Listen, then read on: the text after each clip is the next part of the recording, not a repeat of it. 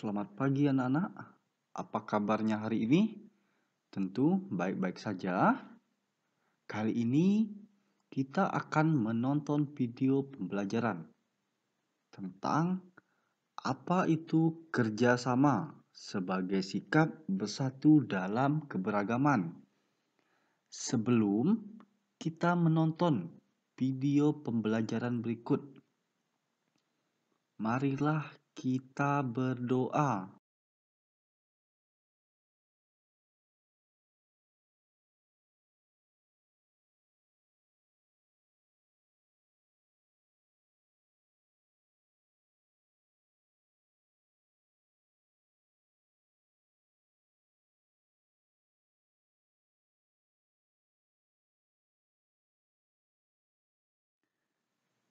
Doa pembukaan. Dalam nama Bapa dan Putra dan Roh Kudus. Amin.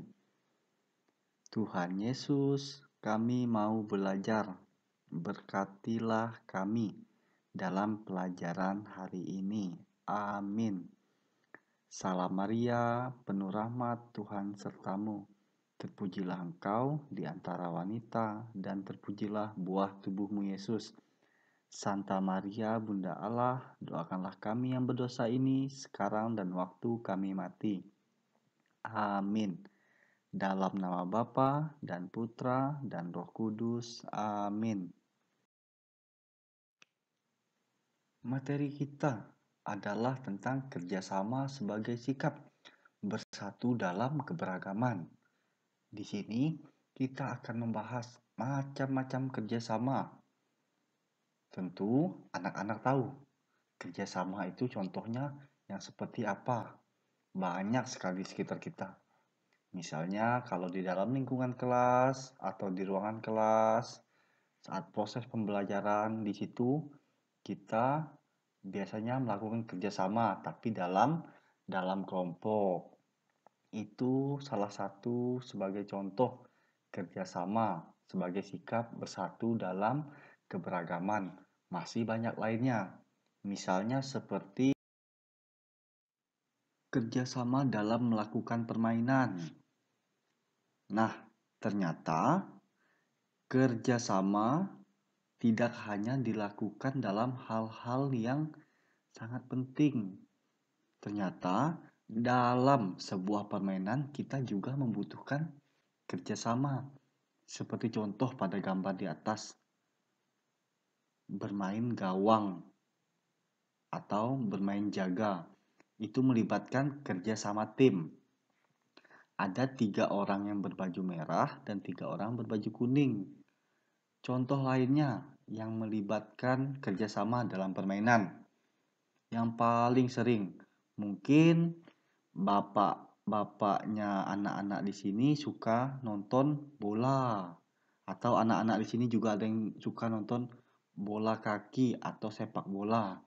Nah, itu juga contoh kerjasama yang dilakukan dalam sebuah permainan atau bermain bersama teman. Masih banyak lagi lainnya. Bermain bola voli itu juga melibatkan kerjasama. Contoh lainnya yaitu bekerja sama dalam mengerjakan tugas kelompok. Nah, ini juga sebagai contoh kita bersatu dalam keberagaman. Tentunya saat mengerjakan tugas menggunakan kelompok, kita tidak boleh membeda-bedakan si A, si B, si C, dan seterusnya. Semuanya sama. Kita harus bekerja sama. Sebagai contoh, bersikap bersatu dalam keberagaman. Karena kita di sini semuanya beragam jenis. Ada yang pikirannya begini, ada yang pikirannya begitu. Semuanya pasti berbeda-beda. Tapi kita harus tetap bersatu. Terutama saat mengerjakan tugas. Harus satu pikiran, harus satu tujuan. Kerjasama membersihkan ruangan kelas. bersama teman kelas di sekolah. Ini hal paling penting saat kita sekolah. Mungkin anak-anak di sini sudah rindu ruang kelas. Apalagi pada saat membersihkan ruangan kelas. Walaupun terkadang ada yang malas, ada yang rajin, tapi kita wajib terutama saat membersihkan ruangan kelas. Ruangan kelas, ingat, kita duduk di situ, belajar di situ, hampir mungkin dari pagi anak-anak sampai siang tetap berada di kelas. Kalau kelasnya bersih, kita pasti semangat belajar. Kalau kelasnya kotor, pasti sebaliknya. Oleh sebab itu, kita kalau nanti sudah bisa masuk sekolah, anak-anak kelas 3 wajib bekerja sama saat membersihkan ruangan kelas. Ada yang tukang nyapu, ada yang tukang ngepel, ada yang merapikan meja dan bangku, dan sebagainya. Tentunya, kerjasama mempunyai hal-hal positif, mempunyai hal-hal baik untuk kita semua. Nah, kerjasama di sini dikatakan kerjasama dapat memberikan banyak manfaat, itu sudah pasti.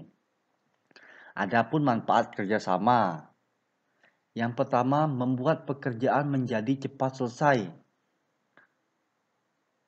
Seperti tadi contohnya membersihkan ruangan kelas. Sekarang anak-anak bayangkan, seandainya yang membersihkan kelas hanya satu orang, pasti dia membersihkan kelasnya lama sekali, mungkin bisa 2 atau 3 jam. Coba sekarang bayangkan, kalau yang membersihkan kelasnya sebanyak semua orang yang ada di dalam kelas. Ada yang 18 orang misalnya. 18 orang membersihkan kelas bersama-sama. Tentunya cepat selesai. Nah, itu manfaat dari bekerja sama. Yang kedua, membuat pekerjaan menjadi lebih ringan. Ini sudah pasti. Misalnya, ada meja yang tidak rapi. Kalau anak-anak menggeserkan meja itu dengan sendiri, pasti terasa berat.